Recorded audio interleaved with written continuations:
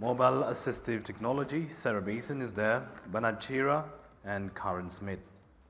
Sara is the Accessible Google Experience President, Disability Alliance, Google, USA. Chiira is the Director, Innovate Now, Assistive Tech, Accelerator here in Kenya. And Karen is a Principal Specialist, Specific Needs, Disabled and Elderly Products with Vodacom in South Africa. Great. Thank you for participating in today's panel discussion on mobile assistive technology. My name is Sara Basson. Description, I'm a white woman with medium length, light brown hair with blonde streaks, courtesy of the hair salon. I'm wearing a maroon jacket, a black top, and uncharacteristically for me, especially since I work at Google, higher heels than usual. So that I'll be a little bit taller when I stand next to my beautiful and much taller Kenyan Google colleagues. So I work at Google leading the effort on driving accessibility and disability inclusion in emerging markets with a particular focus on Africa and actually a particular focus on Kenya. Throughout my career, I have worked extensively in speech technology, research and development, and also in accessibility and disability inclusion. I hold a PhD in speech, hearing, and language science from the City University of New York and an MBA from New York University. So I have very deep New York roots, New York City roots. I also serve on the board of directors of Enable, and in that capacity, I thank you all for participating in this first in-person Inclusive Africa Conference. And I hope that through events like this, we can collectively do many great things. I'm delighted to moderate this panel with experts focused on mobile assistive technology in this very clear mobile-first environment of Africa. I'll be asking the panelists some questions, and if time allows, we'll have a little bit of time for Q&A or perhaps after the fact. I'll open with a few comments about Google's history and commitment on accessibility and disability inclusion, particularly in the mobile space. Google has a number of innovative assistive technologies that have been designed for mobile environments, and they cross a range of disabilities. I'll mention just a few of these. And I'll mention in three categories: for deaf and hard of hearing users, for blind and low vision users, and for cognitive impairment. For deaf and hard of hearing users, Google has created an app called Live Transcribe. It provides free, so operative word, actually, that's something about all of the Google apps. Once you have a mobile device, there is no charge for the application itself. And Live Transcribe provides real-time speech-to-text captions for in-person conversations on an Android phone. It supports more than 80 languages and dialects. And recently, and this is also, I think, very important and relevant to emerging markets, it's been enhanced to work even without an internet connection. And ideally, we'll make this more pervasive and helpful in Africa.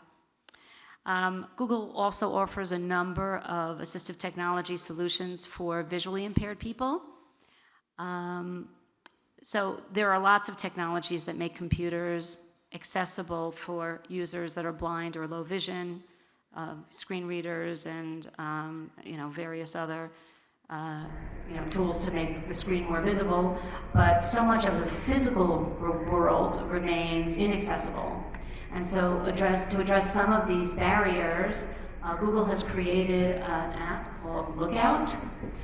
It uses advanced technologies like machine learning to help visually impaired users better understand their surroundings. It can provide scoping information about the location of the bathroom, the presence of an exit sign, giving you the auditory information when you're not getting the visual information. And it can tell you whether the money you are holding is a $10 bill or a $100 bill. And I have heard horror stories in the United States of blind people who have mistakenly paid too much, and taxi drivers who didn't give them the correct change, to which I say there is a special place in hell. And then finally, in the cognition space, I'll mention the Action Blocks app. This helps older people and people with disabilities use Android more easily. A smartphone user or their caregiver can create these large, customizable widgets on the front screen of their Android to perform simple tasks. So an example could be call a doctor. So instead of going through your phone and finding where you need to do, where you need to go to, to perform this task, there's a single button, which would obviously be critical for certain motor impairments, certain cognitive impairments. Call your mom, always a good thing. Turn lights on or off, change the thermostat, and so on. And then when these action blocks are tapped, the corresponding task is performed by Google Assistant. So we have actually on the Google site a whole array of technologies if you're interested in reading more. And now let me introduce our esteemed panelists. Bernard Chiira, seated to my right, is the director of Innovate Now, Africa's first assistive technology startup accelerator. Bernard has been working globally on entrepreneurship development projects with partners across Africa, Europe, the United Kingdom, and the United States of America. Which continents are you missing? You can let us know. He has degrees in computer science and mobile telecommunication and innovation from Strathmore University. Bernard is also a Stanford Center for Professional Development Certified Fellow, that's a mouthful, on venture capital and new technology venture development. And Karen Smit, I don't see her. Yes, good. I'll introduce Karen as well before we go into the questions. Karen is an industry expert in accessible information communication technology with more than 22 years experience with Vodacom. She's passionate about inclusion, and her goal is to influence organizations to embrace minority segments, such as disabled and elderly consumer groups. And given her deep understanding of the disabled consumer market, Karen has been charged with designing, implementing, and leading the accessibility strategy for Vodacom South Africa. And with that, I'll go into the questions for our panelists. I will start with Bernard, behind me to the right. So Bernard, you could also do your description, your personal description. And then the question is, what are the key areas of innovation in mobile assistive technology, and what will they mean for consumers? Thank you. So I'm brown, male, African, Kenyan man. I use crutches for mobility, and I'm happy to be here. May I request that you repeat the question again? Excuse me? Could you repeat the question again? Sorry. What are the key areas of innovation in mobile assistive technology, and what will they mean for consumers? Fantastic. So key areas of innovation. One is obviously we need innovation for accessibility. And I think when I talk about accessibility features on mobile, maybe what you might be familiar with are the ones that, they come with a device. So if you're using Android or Apple, you have text-to-speech, you could actually enable accessibility. A long time ago, these features were almost hidden. They were not obvious to the user. And I think mobile companies have made an effort to make them more intuitive. However, especially in Africa, there's a lot of mobile app development, innovations that are based on mobile. And not just, the ones that sit on the mobile phone. I'm talking of, for example, point of sale, card readers, I've recently seen one that is actually looks like an iteration of the older one that has buttons. But for this one, it's actually a screen. And, you know, I saw an entrepreneur I've worked with before posting it on LinkedIn and saying, hey, now we have one of the best payment solutions. And then I asked them, did you consider that some of your customers might be visually impaired, and does your point of sale solution, now that it's a digital screen, does it have accessibility features for them? And he was taken aback, and he said we hadn't thought of that. And so that tells me that, and I think I refer to one of the panelists earlier here that says that, we need to continuously make an effort, to talk about and create awareness about the need for accessibility among developer communities, and even in schools where developers are being taught.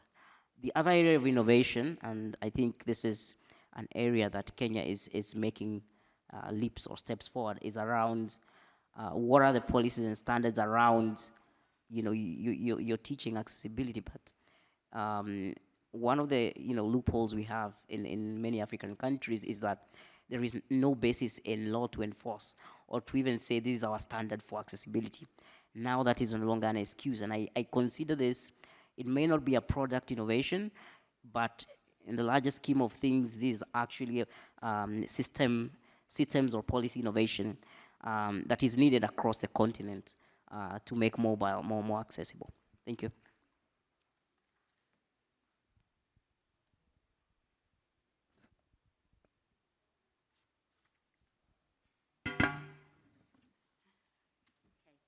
Thank you, Bernard. And so we'll toggle. I'll turn to Karen.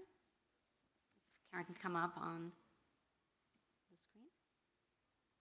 Great. So Karen, you could also begin with a self-description, and then the first question is, what is Vodacom doing in the area of mobile assistive technology? Thanks so much, Sara, and thank you to the Enable team for inviting me to come and speak today about accessible technology on the African continent. So I'm a white woman with light brown hair, and I've got red glasses, and I wear red lipstick and a black jacket. I'm also a person that uses crutches. So Sara, to answer your question in terms of what does Vodacom do in the area of mobile assistive technology, I'm proud to say that we've been providing accessible technology to our customers since 2004, when the very first speaking phones was launched in Africa. So those years, it wasn't smart devices like today. We had to literally buy the third-party licenses and then physically load the software, the speaking software, onto certain Nokia devices. And obviously, technology has come a far way since then, which is really beautiful. And I want to commend, the handset manufacturers for making devices more accessible. Nowadays, as a person with a disability, visual impairment, deaf, or even a mobility impairment, you can buy the device off the shelf. And it's accessible, and that is ideally what you want, is that when a device or a product is launched, then you just buy it off the shelf and you can use it straight away. There's no afterthought, nothing to be done afterwards. So what we also do is we also cater for people with that's deaf. So in our country, and I think in most countries, you can only, as an example, when you want to contact emergency services, you can only call them, meaning via voice call. And the deaf community came to us and they said, we don't have any means of contacting emergency services. Can you do something? So we've launched 2 solutions there, 2 text-based solutions. So the one is a SMS emergency service, and the other one is emergency services app, whereby they can contact 24/7 the emergency contact center and request either fire, sea rescue, the ambulance, or the police services. So it's very important for us to work with the different disabled organizations. And I think I also heard somebody say earlier that it's also about technology being or accessibility being holistically. So yes, we've moved beyond accessible hardware and software. It's also really about ongoing education internally with all our markets and even with all our franchisees to have conversations about accessibility and to equip our developers and our designers to think accessibility when they conceptualize new products and services. The other important thing that we've also done, and this is part for me of driving accessibility, is to really get senior leadership's buy-in, to have the CEO and the ExCo talk about accessibility, to be the sponsor for accessibility and to drive accessibility, because without that support, it will be very difficult to achieve that. So we've got our senior leadership as well as our CEO and our international CEO fully on board in terms of visibly talking about accessibility in the CEO's fireside chat. We also, as an example, we know that affordability is a challenge. So we have affordable packages for our customers with disabilities. And then we also make sure that when we do campaigns, brand campaigns or advertisements, that we also include people with disabilities in our big brand campaigns. Because at the end of the day, when I am your customer, I want to see that I'm represented in your brand. So we've also started with that. And then I also want to say, Sara, that it's just not Vodacom South Africa, but we have all our other markets in Africa that is doing, that's promoting accessibility. As an example, we've got the Ghana Supercare call center that provides customer services via sign language. And in Safaricom has done a lot of changes to the M-Pesa app for visually impaired people so that they can use the app barrier-free.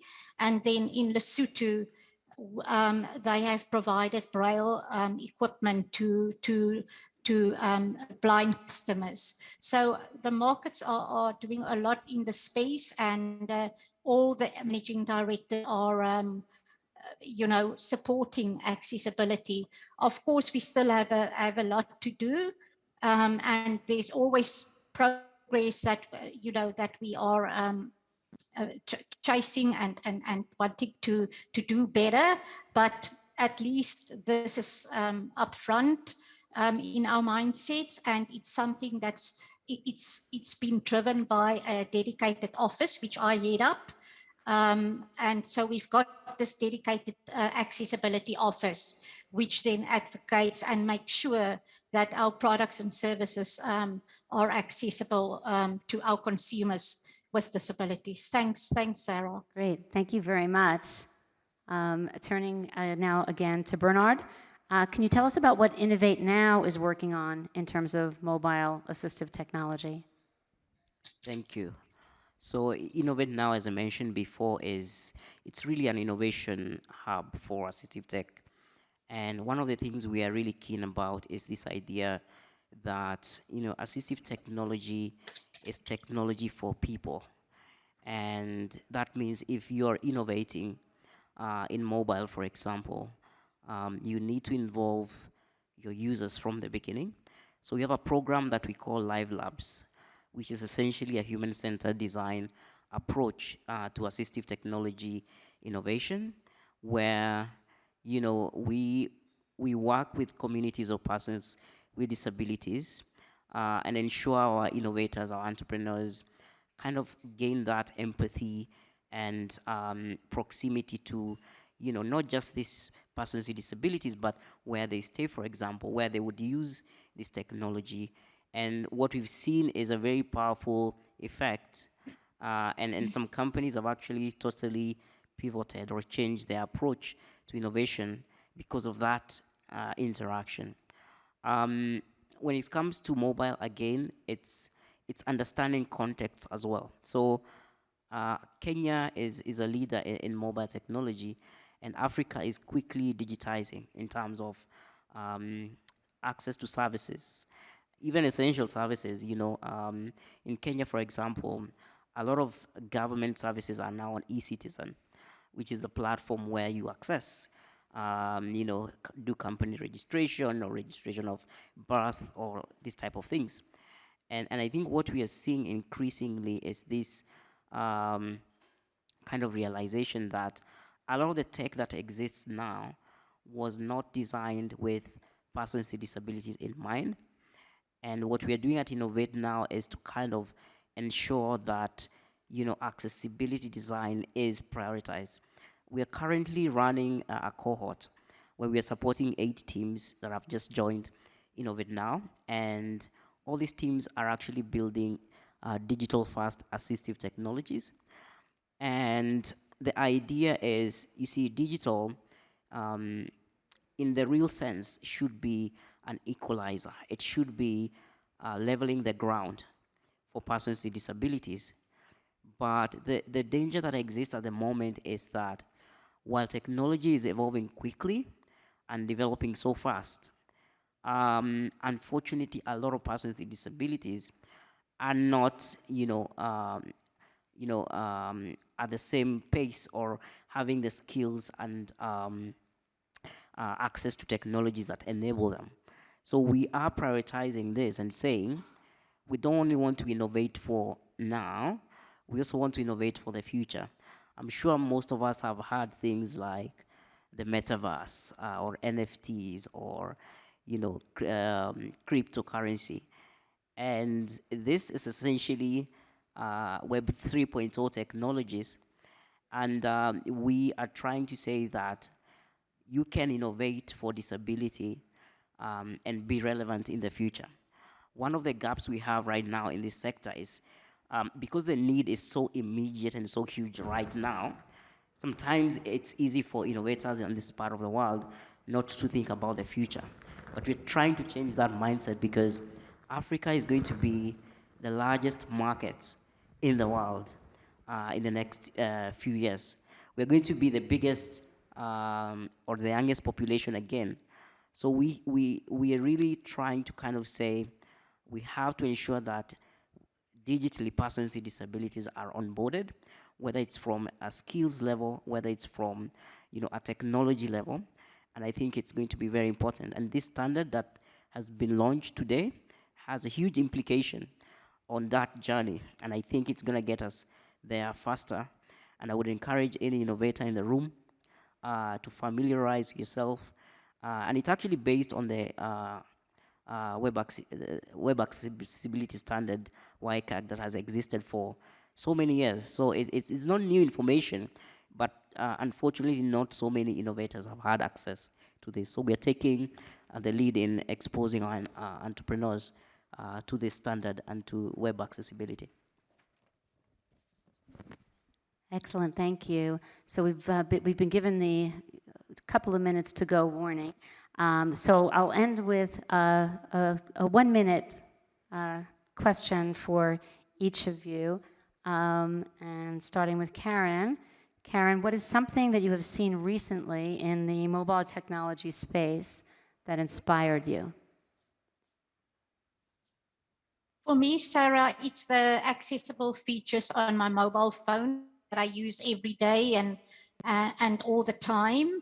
So because I have limited dexterity, it's very difficult for me to use the side buttons on the phone to switch on, to use the volume button, or to take screenshots, or to switch the phone off by pressing the button. So the Android have the built-in accessibility features. It's like an overlay button on top of my home screen, and it's got all the features on there, to take a screenshot, or to switch the phone off, or to switch the volume louder and softer. And I use that all the time. And it's been life-changing. Without those changes, I would not have been able to use my mobile device. Okay, excellent, excellent that you have found something that both inspires you and is a solution that enables your productivity. And now, Bernard, the same to you. Something you have seen recently in the mobile technology space that inspired you. Absolutely. So I think for me, the thing that really gets me going is to see the immediate impact of technology on the lives of persons with disability. I'm really inspired by my fellow persons with disability, especially the ones who have visual impairment. And going by anything today, the number of people you've seen today come on this stage, but with the use of technology, interact with you without barriers. For me, it's amazing. And it shows us what the future is about. Haben Girma showed us this. And I'm so inspired by what she's doing to actually lead advocacy and end of ableism. And even at my family level, I have a cousin, his name is Moses. He's right here in the room. He inspires me a lot because he used to be a graphics designer but lost his sight, but he never lost his art. He became a voice artist and used the same, actually still using technology to do voice editing and do his own production for promos and podcasts. So for me, that inspires me and keeps me going.